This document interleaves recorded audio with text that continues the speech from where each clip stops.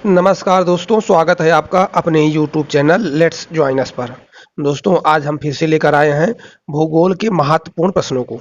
दोस्तों, ये प्रश्न विभिन्न प्रकार के एग्जामों में पूछे गए हैं और ये आने वाले एग्जामों में भी पूछे जा सकते हैं।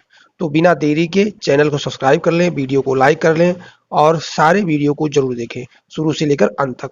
तो आज दोस्तों, आज का पहला प्रश्न है, वर्ष 2011 की जनगणना के अनुसार निम्नलिखित में से किस एक राज्य में सर्वाधिक साक्षरता थी?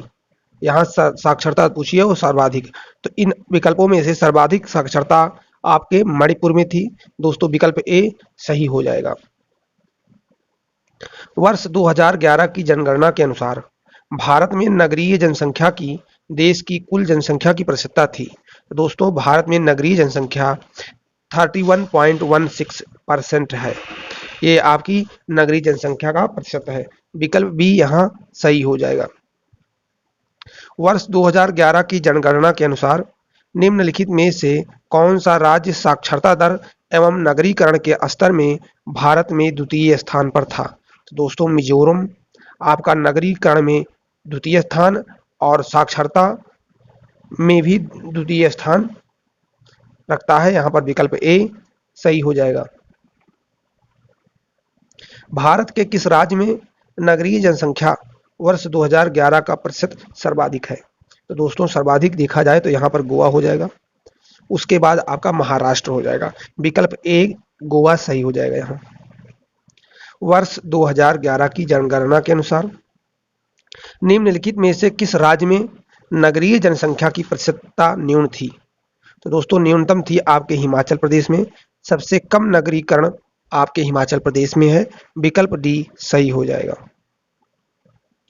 जनगणना वर्ष 2011 के अनुसार नगरों की जनसंख्या के आधार पर निम्नलिखित नगरीय समूहों में से अवरोही क्रम में सही विन्यास कौन सा है? अवरोही का मतलब दोस्तों घटता क्रम होता है। तो आप बता दें कि सबसे अधिक नगरीकरण आपके मुंबई में है, फिर दिल्ली में है, फिर कोलकाता और फिर चेन्नई में। विकल्प बी आपका सही हो जाएगा।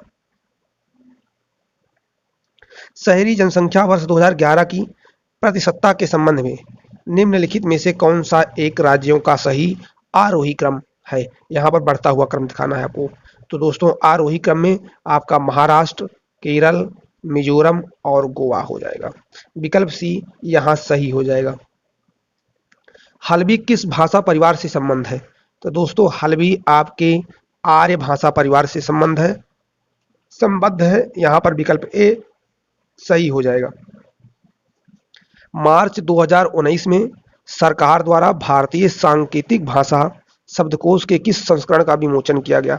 तो दोस्तों, किस संस्करण पूछ रहा है? तो दोस्तों, यहाँ पर दूसरा संस्करण था। भारतीय सांकेतिक भाषा शब्दकोश का दूसरा संस्करण था। यहाँ पर विकल्प बी सही हो जाएगा। 2011 की जनगणना के अनुसार निम्नलिखित में से कौन सा जनसंख्या घनात्मक की दृष्टि से सही घटते क्रम में व्यवस्थित है? जो जनसंख्या घनत्व है उसका घटता हुआ क्रम। तो दोस्तों, सबसे अधिक जनसंख्या घनत्व आपका बिहार में है, फिर पश्चिम बंगाल में हो जाएगा, फिर केरल और उसके बाद उत्तर प्रदेश में हो जाएगा। सर्वाधिक जनघनत्व आपके बिहार में। और भारत में सबसे कम जनघनत्व किस राज्य का है? ये आप लोग कमेंट बॉक्स में बताएंगे। विकल्प डी यहाँ सही हो जाएगा। 2011 की जनगणना के अनुसार भारत के निम्नलिखित राज्यों में से किस में प्रति 100 बालिकाओं की संख्या पर बालकों की संख्या सर्वाधिक है? तो दोस्तों, यानी लिंगानुपात कम है। जहां यहाँ पूछा है कि बालकों की संख्या सर्वाधिक है, तो दोस्तों आपका ये हरियाणा हो जाएगा, क्योंकि हरियाणा में लिंगानुपात कम है, अर्थात वहां पर लड़कियों की संख्या लड़कों की अपेक्षा कम है। या ये भी कह सकते हो कि लड़कों की संख्या लड़कियों की अपेक्षा अधिक है। यहाँ पर विकल्प सी सही हो जाएगा। प्राकृतिक वनस्पति से तात्पर्य है? तो दोस्तों, प्राकृतिक वनस्पति से तात्पर्य है पौधों व वृक्षों का ऐसा समूह जिसे लंबे समय से शोषित नहीं किया गया है। विकल्प बी यहाँ सही हो जाएगा। भारत में उपयुक्त पारिस्थितिक संतुलन बनाए रखने के लिए वनाच्छादन हेतु न्यूनतम संस्तुत भूमि क्षेत्र है। तो दोस्तों, इसके लिए 33% कुल भूभाग का होना चाहिए। वहीं अगर इस पूरे भूभाग को पर्वतीय और मैदानी में बांटा जाए तो पर्वतीय क्षेत्रों का लगभग 60% वन आच्छादित होना चाहिए। वहीं अगर मैदानी क्षेत्र का देखें तो 33% होना चाहिए। विकल्प बी यहाँ सही हो जाएगा।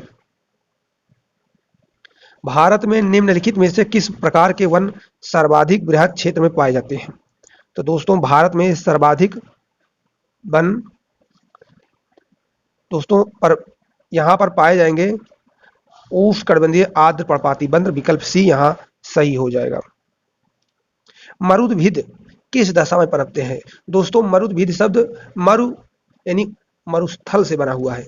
तो वो जो है जो वहाँ पेड़ पनपते हैं वो उष्ण तथा शुष्क दशा में पनपते हैं, इसलिए वहाँ पर झाड़ियाँ, कैक्टस, नागफनी जैसे वनस्पतियाँ उगती हैं। विकल्प ए सही हो जाएगा।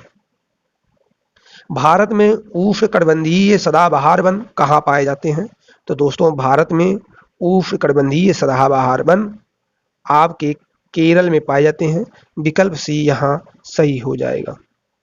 यदि पृथ्वी पर पाई जाने वाली वनस्पतियां समाप्त हो जाएं तो किस गैस की कमी होगी? तो दोस्तों आप जानते ही हो कि अगर पेड़ नहीं होंगे तो वो ऑक्सीजन का उत्सर्जन नहीं करेंगे। विकल्प डी यहाँ सही हो जाएगा।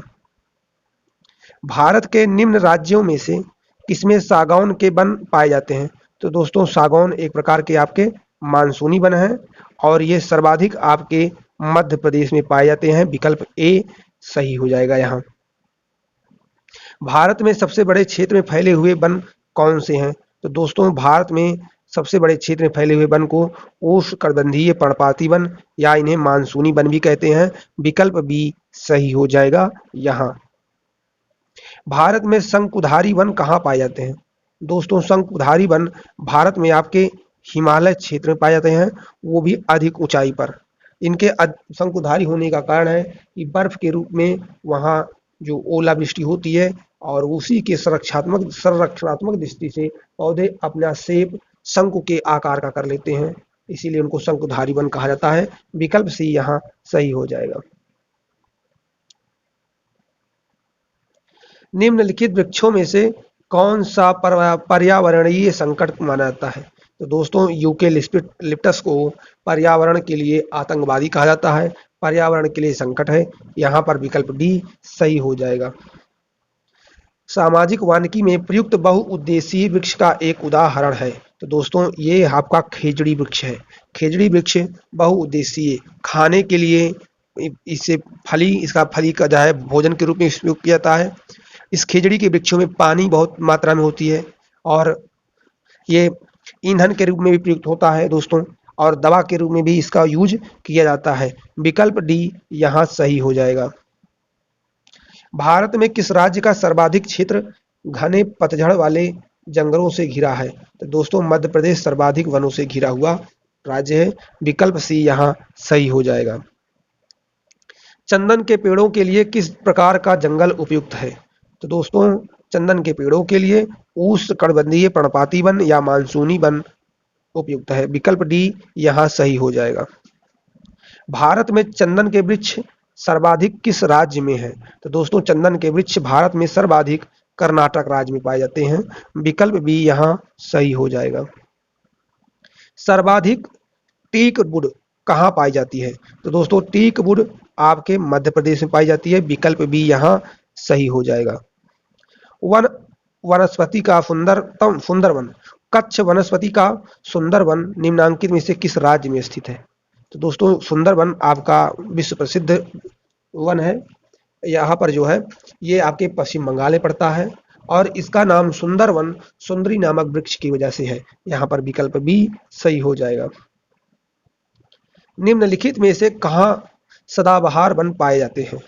तो दोस्तों सदाबहार वन जहाँ पर 200 सेंटीमीटर से अधिक वर्षा होती है वहाँ पर सदाबहार वन पाए जाते हैं। विकल्प सी पश्चिमी घाट सही हो जाएगा। निम्नलिखित में से किस प्रकार के वनों में अधिकतम पादप विविधता पाई जाती है?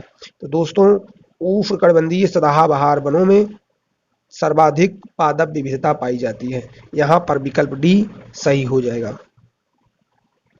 भारत में मैंग्रोव वनस्पति मुख्यतः पाई जाती है। दोस्तों भारत में मैंग्रोव वनस्पति आपके सुंदरबन में पाई जाती है, और इसके अलावा गुजरात के कुछ कच्छ वाले क्षेत्र में, और उड़ीसा, आंध्र प्रदेश में भी पाई जाती है दोस्तों। विकल्प भी यहाँ सही हो जाएगा। निम्नलिखित जंगलों में से कौन सा जंगल पृथ्वी ग्रह के फेफड़े के रूप में जाना जाता है? तो दोस्तों इसे अमेजन वर्षा वन को पृथ्वी का फेफड़ा कहा जाता है। विकल्प डी यहाँ सही हो जाएगा। निम्नलिखित में से किस पारिस्थितिकीय तंत्र में पौधों का जैविक पदार्थ अधिकतम है? तो दोस्तों उष्णकटिबंधीय पतझड़ वन, उष्णकटिबंधीय वर्षा वन। यहाँ पर विकल्प बी दोस्तों सही हो जाएगा। यहाँ पर जैविक पदार्थ अधिकतम होते हैं आपके उष्णकटिबंधीय वर्षा वनों में। विकल्प बी आपका सही हो जाएगा। वन रिपोर्ट 2019 के अनुसार भारत में वनों व वृक्षों से आच्छादित कुल क्षेत्रफल है। तो दोस्तों इसका सही हो जाएगा 8,07,276 वर्ग किलोमीटर। विकल्प ए आपका सही हो जाएगा। निम्नलिखित भारतीय राज्यों में से किसमें न्यूनतम कुल वन क्षेत्र है? तो दोस्तों अगर देखा जाए तो सबसे न्यूनतम वन क्षेत्र आपके हरियाणा में है। विकल्प सी यहाँ सही हो जाएगा। निम्नलिखित में से कौन से वन अधिनियम ने भारत के वनों को आरक्षित, संरक्षित, ग्रामीण वनों में विभाजित किया है? तो दोस्तों वन अधिनियम 1878 ने वनों को संरक्षित, आरक्षित और ग्रामीण वनों में विभाजित किया है। विकल्प डी यहाँ सही हो जाएगा। राष्ट्रीय वन नीति 1952 के अनुसार निम्नलिखित में से कौन सा वन संवर्ग नहीं है? तो दोस्तों आपका राष्ट्रीय उद्यान वन का संवर्ग नहीं है। राष्ट्रीय वन, संरक्षित वन और ग्राम वन, ये जो है आपके वर्गीकरण है किसका? वनों का। यहाँ पर विकल्प बी सही हो जाएगा। 16वीं वन रिपोर्ट 2019 के अनुसार क्षेत्रफल की दृष्टि से सर्वाधिक वनावरण वाला राज्य कौन सा है? क्षेत्रफल की दृष्टि से तो दोस्तों सर्वाधिक वनावरण वाला राज्य आपका महाराष्ट्र हो जाएगा दोस्तों। विकल्प डी सही हो जाएगा यहाँ। दोस्तों यहाँ पर विकल्प बी मध्य प्रदेश यहाँ आपका सही हो जाएगा। वन रिपोर्ट 2019 के अनुसार भारत के किस राज्य में सर्वाधिक मैंग्रोव वन पाए जाते हैं? तो दोस्तों सर्वाधिक मैंग्रोव वन आपके पश्चिम बंगाल में है। विकल्प ए यहाँ सही हो जाएगा। भारत में ISFR 2019 के अनुसार सर्वाधिक वनावरण वाले राज्यों का सही अवरोही क्रम है। तो दोस्तों सब अवरोही का मतलब होता है घटता हुआ क्रम। सर्वाधिक मध्य प्रदेश में, उसके बाद अरुणाचल प्रदेश में, फिर छत्तीसगढ़, उड़ीसा और महाराष्ट्र में वनों का क्षेत्रफल है। यहाँ पर विकल्प ए सही हो जाएगा। प्रतिशतता की दृष्टि से सर्वाधिक तथा सबसे कम वनावरण वाले राज्यों का युग्म है। दोस्तों प्रतिशतता की दृष्टि से सर्वाधिक है मिजोरम और सबसे कम है आपका हरियाणा। विकल्प भी सही हो जाएगा। पर्यावरण का संतुलन बनाए रखने के लिए वनों का क्षेत्रफल होना चाहिए कम से कम 33% दोस्तों। विकल्प सी यहाँ सही हो जाएगा। भारत के निम्नलिखित में से किस राज्य में घने सदापर्णी वन आच्छादन के अंतर्गत विशालतम क्षेत्रफल है? तो दोस्तों घने वनाच्छादन के अंतर्गत आपका अरुणाचल प्रदेश है। विकल्प बी यहाँ सही हो जाएगा। भारतीय वनस्पति सर्वेक्षण बोटेनिकल सर्वे ऑफ इंडिया का मुख्यालय कहाँ है? तो दोस्तों इसका मुख्यालय है आपके कोलकाता में। विकल्प डी यहाँ सही हो जाएगा। भारत में वन संरक्षण अधिनियम कब पारित किया गया? तो दोस्तों भारत में वन संरक्षण अधिनियम 1980 विकल्प सी पारित किया गया है। विकल्प सी यहाँ सही हो जाएगा। निम्न में से किसे चिपको आंदोलन का नेता माना जाता है? चिपको आंदोलन का नेता मेधा पाटेकर को माना जाता है। विकल्प ए यहाँ सही हो जाएगा।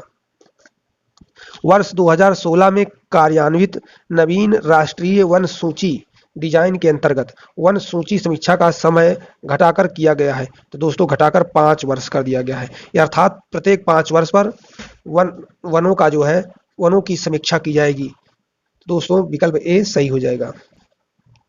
भारतीय अनूप मृग जिसे बारहसिंघा कहा जाता है कि उपजाति से जो पक्की भूमि पर फलती फूलती है और केवल घास भक्षी है, के संरक्षण के लिए निम्नलिखित में से कौन सा संरक्षित क्षेत्र प्रसिद्ध है? तो दोस्तों इसके लिए कान्हा राष्ट्रीय उद्यान जो कि मध्य प्रदेश में है प्रसिद्ध है। मानस राष्ट्रीय उद्यान आपके असम में है। मुदुमलाई आपका तमिलनाडु में है दोस्तों। और ताल छप्पर वन्यजीव अभयारण्य कहाँ है? इसे आप लोग अपने आंसर को कमेंट बॉक्स में बताएंगे।